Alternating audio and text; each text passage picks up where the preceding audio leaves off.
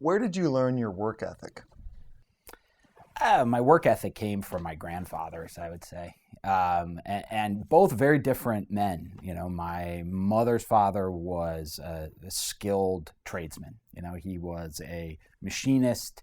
He started a company that basically made metal products for automobile manufacturers, and he worked, 6 days a week, for the majority of his career. And even after he sold his business and was sort of just grandfather, he was always doing something. He was always active. And whether it was painting, whether it was building a bunk bed, whether it was putting new shelves into our house, something, he was always actively engaged. And it always sort of resonated with me.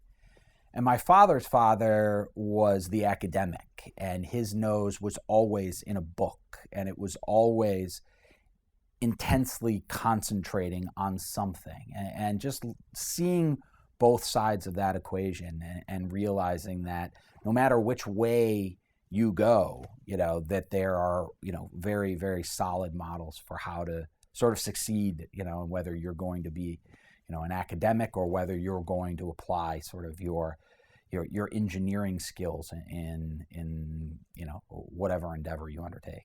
How have those academic influences in your life played into how you approach your work?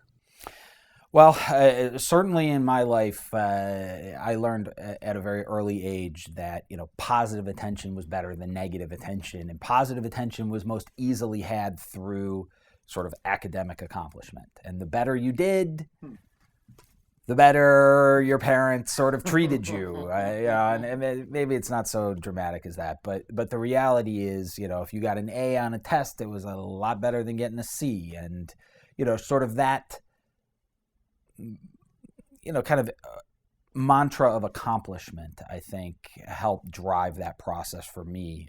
It became harder, certainly, as I got older and, began working alongside people who were, very intelligent. But it's always been something that I felt, by succeeding in a way that, I think reflects academic and intellectual growth is a way of demonstrating accomplishment.